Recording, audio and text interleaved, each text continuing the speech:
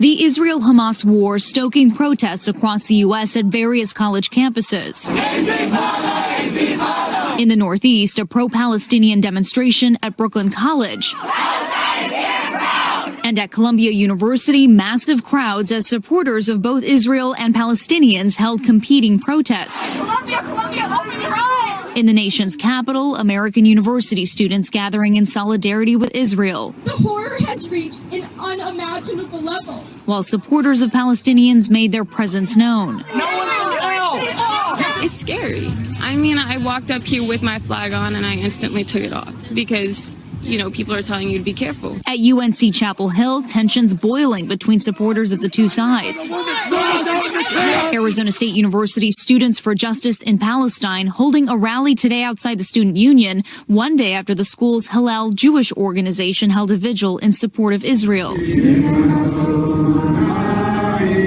The school acknowledging the distress and concern caused by the week's events in a statement, but some Jewish students say it doesn't go far enough. There was no real statement saying what happened was wrong, which I think is stressing out a lot of the Jewish students. A war of words also playing out in statements from student groups and university's leadership. The University of Florida president issuing a viral statement saying in part, quote, "There is no defense for terrorism. This shouldn't be hard." The NYU Law Student Bar Association president possibly out of a campus title and future job offer at a law firm for writing "Israel bears full responsibility for Hamas's attack" in a weekly bulletin, leaving some of the school's Jewish community on edge.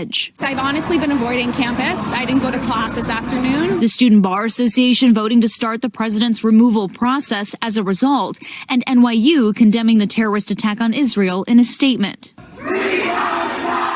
At Harvard, its Palestinian solidarity groups initially releasing a joint statement holding the Israeli regime entirely responsible for all the unfolding violence. At the end of the day, this is a group that seeks the destruction of the Jewish race, and it's not the right time to be issuing a pro-Palestinian statement. Backlash quickly ensued, a professor posting a photo of a truck driving around campus showing photos, which he redacted, of some of the students who signed the statement.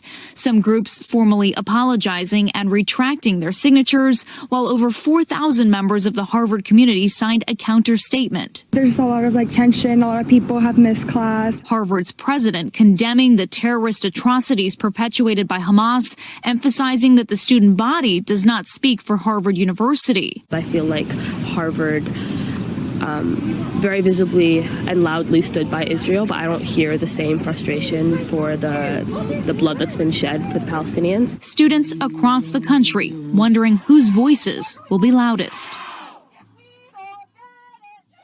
Valerie Castro joins us now from our studios in New York. Valerie, with so many demonstrations around the country there, are there concerns that things could become violent? We know a former Hamas leader has called for Friday to be a global day of anger. Is the NYPD doing anything to prepare for that possibility in New York? Well, Allison, we should say for the most part, the protests and rallies, though they have been tense, they have remained relatively peaceful, or at least without any major violence.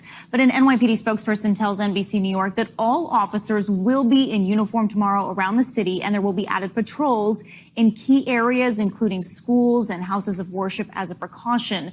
New York Governor Kathy Hochul spoke just within the last few hours at a press conference. They were discussing plans to ensure the safety and security of New Yorkers. She had some very strong words. Take a listen. I want all New Yorkers to feel confident going to a synagogue, going to school, walking to the streets of New York and throughout our state over the next few days. And those who seek to use Hamas's violence as justification for violence of their own, we have no tolerance for your hate. I condemn violence of every kind in New York. And I want to be clear. When I say every kind, that's exactly what I mean. The governor also went on to condemn any hate directed towards Palestinian New Yorkers, saying, quote, "a community that is cherished and respected in our state." It's important to note the NYPD says it has not received any new specific or credible threats. Similar security measures are being taken in other large cities around the country, including around the D.C. area.